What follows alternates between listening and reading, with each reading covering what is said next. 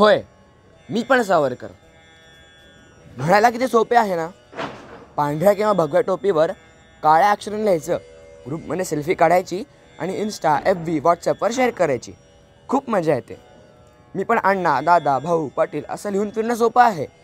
पण सावरकर बनणं, अग्नीची धग, सूर्याचे तेज, प्रचंड मोठं वादळ पेलवण्याची ज्याची क्षमता असेल तोच सावरकर.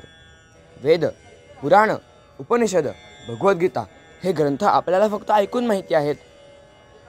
अरण्यका माहिती आहेत.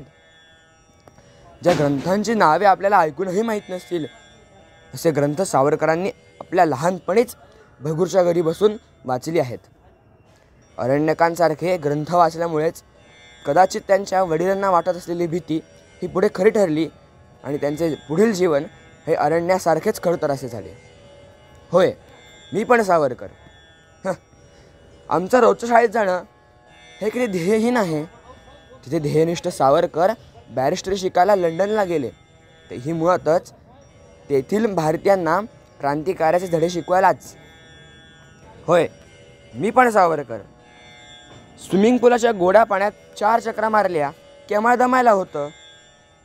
तिथे मार्शलिसच्या बंदरात थोड्या वेळाकरिता थांबलेल्या जहाजातून उडी मारून तटावर येणे आणि फ्रान्सच्या पोलिसांच्या स्वाधीन स्वतःला करणे यात किती बुद्धी आणि शौर्य आणि बुद्धिचातुर्य आहे. होय, मी पण सावरकर. यूट्यूबवर वीर सावरकर चित्रपट पाहताना अंदमानातल्या त्या काळ्या पाण्यात शिक्षा पाहून डोळ्यातून घळाघळ अश्रू येत होते. ते कोलूला झुंपणं, ते काथ्या कुटणं, त्यांच्या पाठीवर मारलेल्या चापकांच्या फटक्यांचे बळ जणू माझ्याच पाठीवर उमटत होते. छे, ते सहन करणं शक्य नाही.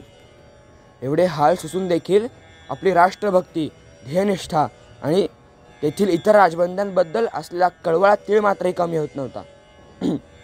1921ला 11 वर्ष अंदमान शिक्षा भोगल्यावर नजरकैदेत व त्यानंतर राजकारणात सक्रिय सहभाग घेण्याची परवानगी मिळाली.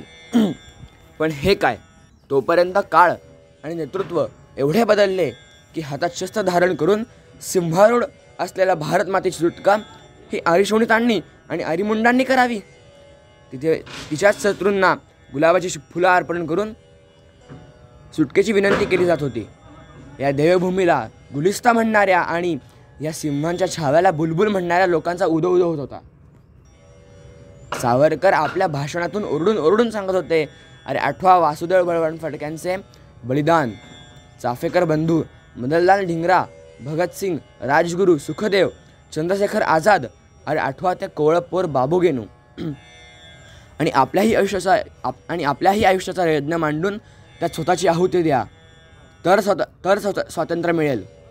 अशा गुलाबाच्या पाकळ्यांनी आणि लाठ्यांचा मार खाऊन स्वातंत्र्य नाही तर भीक मिळेल. पण अहिंसेच्या सर्वधर्म समभावाच्या अफूच्या नशेत सावरकरांचे भाषण हे अरण्यरुदन ठरत होते. होय, मी पण सावरकर.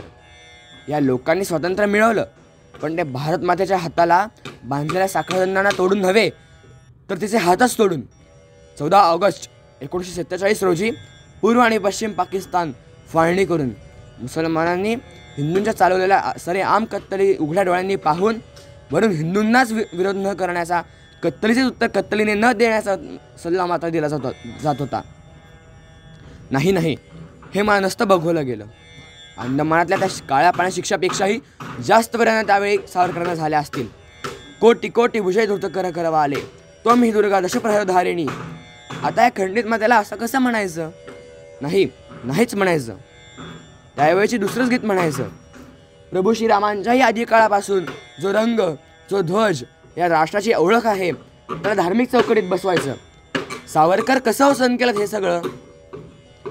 वर्ल्ड कप मिळवण्यासाठी ज्यांना अहोरात्र झटायचं, बायको, मुलं, भाऊ, बहीण, अन्न पाणी कशाची पर्वा करायची नाही आणि ऐन वर्ल्ड कप उंचावतानाच त्यालाच फोटोतून काढायचं नव्हे, चक्क निलंबितच करायचं, असं जणू सावरकरांचं झालं. गांधी हत्येच्या कटात सावरकरांचं नाव गोवून स्वातंत्र्य प्राप्तीनंतरही त्यांच्या नशिबी पुन्हा तुरुंगाचीच हवा आली. सावरकर म्हणजे उपहास, उपेक्षा, बदनामी, छळ, अवहेलना आणि अपयश. नाही, सावरकर म्हणजे त्या नथुरामाने म्हटल्याप्रमाणे देवांच्या कार्यासाठी आपल्या अस्थिसुद्धा समर्पित करणाऱ्या त्या महान दर्जाचे जीवन.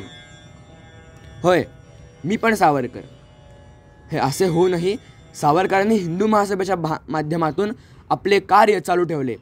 केवळ समर्थ राष्ट्र नव्हे तर भाषा, संस्कृती, साहित्य हे क्षेत्र देखील त्यांनी बळकट केले. होय, मी पण सावरकर. किती कठीण प्रसंग आला, अवहेलना आल्या, उपेक्षा आली आणि प्रसंगी अपयश देखील आले तरी न डगमगता माझ्या ध्येयाशी समर्पित होऊन अखंडपणे मी काम करीन. होय, मी पण सावरकर. सावरकरांनी एवढे ज्ञान, प्रतिभा, सामर्थ्य कदाचित माझे देणार नाहीत, परंतु त्या दिशेने आयुष्यभर मी प्रयत्न करीन. होय, मी पण सावरकर. सावरकरांच्या विचारांची प्रेरणा घेऊन हे राष्ट्र आणि या राष्ट्राचा राष्ट्रधर्म परमवैभवाच्या शिखरावर जाईल यासाठी मी माझ्या आयुष्याचा कण कण समर्पित करेन. भारत माता की जय.